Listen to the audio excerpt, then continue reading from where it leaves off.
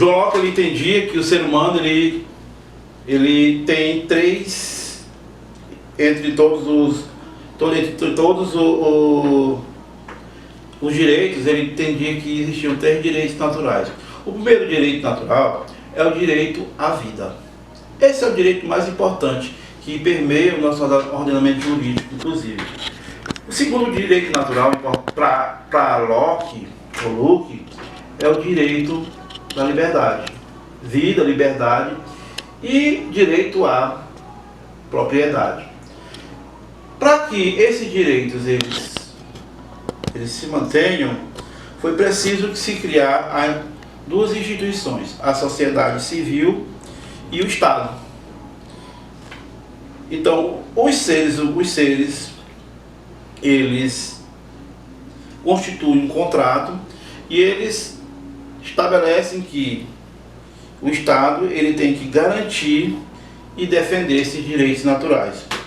O governante que, na opinião de Locke, o governante que restringir ou violar esses direitos, ele tem direito, a sociedade ela passa a ter direito ao direito de rebelião, ou seja, rebelar-se e afastar o governante. O governante ele tem essa obrigação de defender esse direito natural.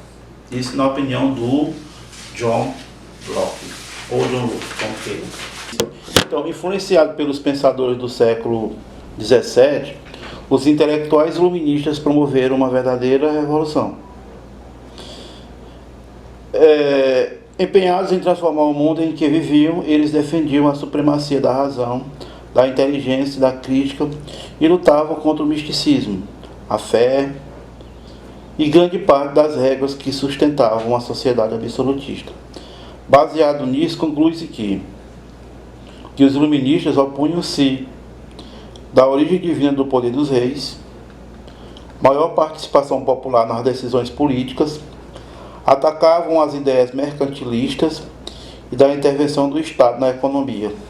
Atacavam também a Igreja, porque compreendiam que ela impedia o pleno conhecimento e a autonomia intelectual. Só explicando melhor esse tópico. Os reis, eles tinham nos pensadores do absolutismo, Jacques Bossuet, principalmente Jacques Bossuet, e que o poder a ele conferido, o poder de rei, era um poder divinizado. Então ele não tinha que prestar conta com os seres mortais da terra. Então esse poder sagrado, divino do rei, era um poder dado aos reis por Deus. Essa ideia, essa concepção, ela é absolutamente contradita pelos pensadores iluministas. Ou seja, afasta essa ideia de que o poder do rei é um poder divino. Outra ideia defendida pelos iluministas é que o povo deveria participar mais das decisões políticas do Estado, né? Então, é uma ideia no futuro de que o político deve seguir as regras do povo. E sem dúvida nenhuma o voto é um instrumento mais importante nessas decisões. E eles atacavam as ideias mercantilistas. O mercantilismo é uma espécie de capitalismo selvagem. O mercantilismo que é o Estado ou o país ter balança de comércio favorável. O trabalho, ele não é um trabalho remunerado, é um trabalho, em sua maior parte, exercido de forma abusiva, trabalho escravo, inclusive aqui na época colônia Brasil. Manter grandes reservas em metais preciosos, ouro e prata principalmente. Então são atitudes mercantilistas. E a superproteção do Estado a essa política mercantilista. E o Estado intervém na economia. Intervir na economia quer dizer que o Estado está sempre se metendo nas coisas, nos negócios. E isso que eu estou dizendo para vocês é uma constância. O Estado se metia sempre. Os iluministas, eles são a favor da livre iniciativa. Quem tiver o melhor produto vende, quem for para o menor preço, vende aquele que tiver o menor preço. Quem tiver a melhor mercadoria e exige qualidade, vai vender aquele que tem uma qualidade maior. A Igreja Católica, ela foi uma das instituições mais caçadas, vamos dizer assim. Foi uma das instituições mais contraditas, mais negadas pelos iluministas. Porque eles eram vontade dos iluministas separar fé de um lado, negócio do outro, Estado do outro lado. Vamos separar Estado e Igreja. A Igreja com seus assuntos e o Estado com suas peculiaridades, com seus assuntos também. Tá? Dentre esses pensadores, há um destaque muito grande para Montesquieu. O primeiro pensador, talvez um dos mais importantes do iluminismo foi o Montesquieu. Montesquieu nasceu em 1689 e faleceu em 1755. Explicando melhor Montesquieu, o poder do Estado é um poder gigantesco, um poder enorme. E o Montesquieu achava que o rei absoluto ele tinha todos esses poderes e uma forma melhor de se administrar o Estado é dividi-lo em pedaços, em etapas. Então o que o Montesquieu pensou? Vamos dividir o Estado, eles interagem entre si, esses poderes, mas eles são divididos. Então ele criou o poder executivo, que é o poder do rei, do presidente, dos ministros, dos secretários, é o poder de execução das leis, é o poder de fiscalização, é o poder financeiro. É ele que tem a chave do cofre.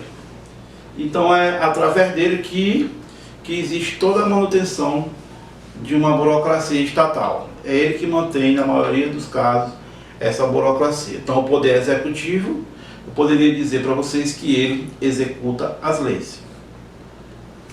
O poder importante, o poder de fiscalização do executivo, o poder de criação das leis, é o poder legislativo. Leis. Então as leis, elas são, na sua essência, criadas pelo poder legislativo. O outro poder é o poder de juiz. É o poder de aplicação da lei e de fiscalização também da lei. No caso, é o poder judiciário. Resumindo, Montesquieu dividiu o poder, que estava todos concentrados na figura do rei, em três partes: poder executivo, poder legislativo e poder judiciário. Nos aspectos econômicos, vale destacar duas importantes escolas. A primeira escola dela é a escola fisiocrata. O francês François Quesnay, ele criou uma ideia de que a agricultura era a única e mais importante atividade de uma nação. Então todas as outras atividades, elas tinham origem na agricultura. E essa ideia da fisiocracia era de que a agricultura era a atividade mestra, é a atividade central da economia de um estado. Então eles tentaram implantar isso na França. Eles conseguiram, durante o reinado de Luís XV, implantar isso. Só que houve uma revolta contra esse modelo fisiocrata. Não deu certo essa atividade e esse pensamento fisiocrata. Então a fisiocracia, ela tinha suas concepções, mas ela fracassou. Sem dúvida nenhuma, o triunfo da economia mundial até o dia de hoje está centrado nas ideias do pensador inglês, que é considerado inclusive um dos grandes nomes dos ingleses, sem dúvida nenhuma, da cultura inglesa. Ele faz parte da cultura inglesa, é bastante admirado entre os ingleses, que foi o Adam Smith. E Então Adam Smith, ele dizia que ele era inglês, não, na realidade ele era escocês, Adam Smith, mas fazem parte de um mesmo país. Ele defendia que o trabalho era a verdadeira fonte de riqueza e valorizava a indústria ao lado da agricultura. E defendia e valorizava a indústria e a agricultura. Smith é considerado o fundador da economia clássica, segundo a qual a justiça social pode ser alcançada por meio da livre concorrência, da divisão do trabalho e do livre comércio. Vários dos princípios liberais continuam presentes até hoje em nossa sociedade, sobretudo no chamado neoliberalismo. Explicando melhor, o Adam Smith, diferentemente das outras correntes do mercantilismo, ele dizia o seguinte: olha, a atividade mais importante de um país, a atividade mais importante de um estado é o trabalho.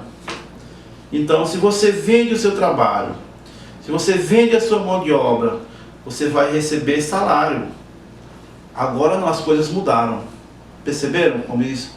Ao invés de você pagar, como acontecia lá no feudalismo, por usar aquelas terras, não. Agora você vai, trabalha e recebe o seu dinheiro, o seu salário. E esse salário, esse dinheiro é que faz a economia girar. E assim, se o seu emprego ele está valorizado, pessoal, mais uma coisa, todas as ideias iluministas, esses pensamentos econômicos, culturais, musicais, científicos eram publicados numa edição, tipo uma revista anual, mensal, não tinha, ela durou alguns anos. E essas publicações, elas saíam em uma enciclopédia. Então essa enciclopédia trazia esses conhecimentos variados, conhecimentos científicos, culturais, artísticos, musicais, eles eram publicados nessa enciclopédia.